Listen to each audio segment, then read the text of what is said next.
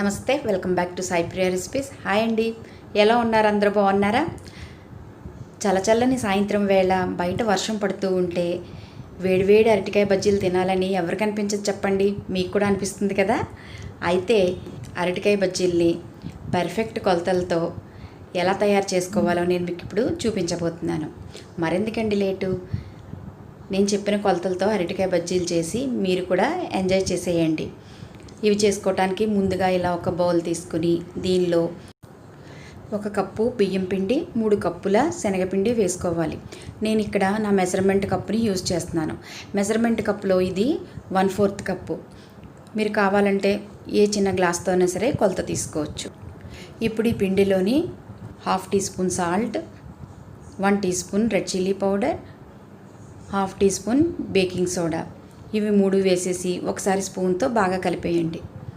ఈ విధంగా స్పూన్తో బాగా కలిపేసిన తర్వాత దీంట్లోని కొద్దిగా నీటిని చేర్చుకుంటూ దీన్ని చిక్కని దోసల రుబ్బులాగా కలుపుకోవాలి.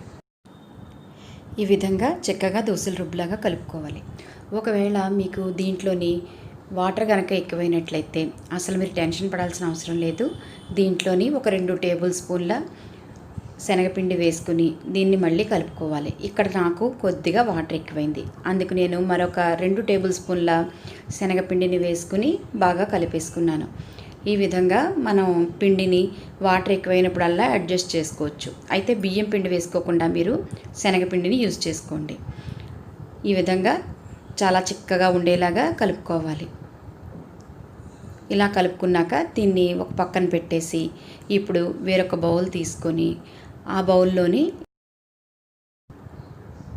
ఇలా ఒక పెద్ద ఉల్లిపాయని చిన్న ముక్కలుగా తరిగేసి బౌల్లో వేసుకుని ఉంచుకోవాలి. ఇప్పుడు ఈ ఉల్లిపాయ ముక్కల్లోని ఒక 1/2 teaspoon salt, 1/2 teaspoon red chilli powder, ఒక 1/2 లెమను బాగా పిండేసి ఇవన్నీ కూడా ఒక స్పూన్తో బాగా కలిపేయాలి. మొత్తం ఈ ఉల్లిపాయ ముక్కలన్నిటికీ కూడా ఇవన్నీ కూడా బాగా పట్టాలన్నమాట. ఇలా కలిపేసుకున్న తర్వాత దీన్ని పక్కన ఉంచేసుకుని ఇప్పుడు 2 అరటికాయలని తీసుకుని వీటిని శుభ్రంగా కడిగేసి తొక్క తీసేసి నేను వీడియోలో చూపిస్తున్నట్టుగా పొడుగ్గా కట్ చేసుకోండి. మీరు కావాలంటే చిన్న ముక్కలు కూడా కట్ చేసుకోవచ్చు. అయితే నేను ఇక్కడ పొడుగు ముక్కలుగా కట్ చేసుకుంటున్నాను. దీనివల్ల ఏంటంటే మనకి బజ్జీలు చాలా పెద్దగా వస్తాయి. ఇప్పుడు కళాయిలోని డీప్ ఫ్రైకి సరిపడా ఆయిల్ వేసుకొని స్టవ్ ఆన్ చేసి బాగా మరగనివ్వాలి.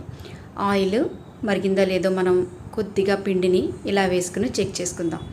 ఇవి మనం వేసిన పిండి పైకి తేలొచ్చేసిందంటే ఆయిల్ బాగా హీట్ ఎక్కిందని అర్థం అన్నమాట. ఇప్పుడు మనం కలిపి ఉంచుకున్న ఈ శనగపిండి మిశ్రమంలోని ఒక్కొక్క అరటికాయ ముక్కని తీసుకొని నేను చూపిస్తున్న విధంగా ముంచుకొని ఈ బాగా మరిగిన నూనెలో వేసేసుకోవాలి. మొత్తం అరటికాయ ముక్కలన్నీ కూడా ఈ పిండిలోని ముంచేసి ఈ విధంగా బజ్జీల్లాగా వేసుకోవాలి. ఇలా బజ్జీలా వేసుకున్న తర్వాత స్టవ్ ఫ్లేమ్ని సిమ్లోని పెట్టుకుని లేదంటే లో మీడియంలో అయినా సరే పర్వాలేదు పెట్టుకొని బాగా ఫ్రై చేసుకోవాలి. వీటిని గోల్డెన్ కలర్ వచ్చే వరకు బాగా ఫ్రై చేసుకొని తీసేయాలి. ఇవి బాగా ఫ్రై అయిపోయినాయి కదా, ఒక ప్లేట్లోని పేపర్ నాప్కిన్స్ వేసుకొని దాంట్లోకి ఈ వేయించుకున్న బజ్జీల్ని తీసేసుకోవాలి. ఇప్పుడు ఒక్కొక్క బజ్జీని తీసుకొని చాక్తోని ఇలా మధ్యకి కట్ చేసుకోవాలి.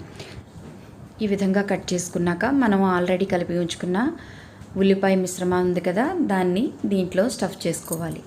ఇలా స్టఫ్ చేసుకున్న తర్వాత మనం బజ్జీలు వేసుకున్నాక మిగిలిన ఆయిల్లోని ఇలా వేరుశనగ పలుకులు ఫ్రై చేసి ఒక బౌల్లోకి తీసుకోవాలి.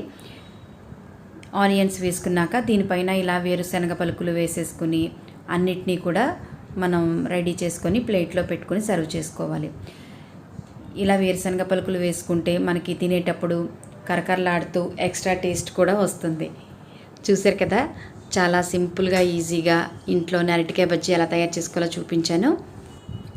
నేను చెప్పినట్టుగా పిండిని కలిపారంటే అరటికాయ బజ్జీలు చాలా పర్ఫెక్ట్గా వచ్చేస్తాయి. మరెందుకంటే ఆలస్యం, మీరు కూడా తయారు చేసి ఎలా వచ్చిందో కమెంట్ చేయండి.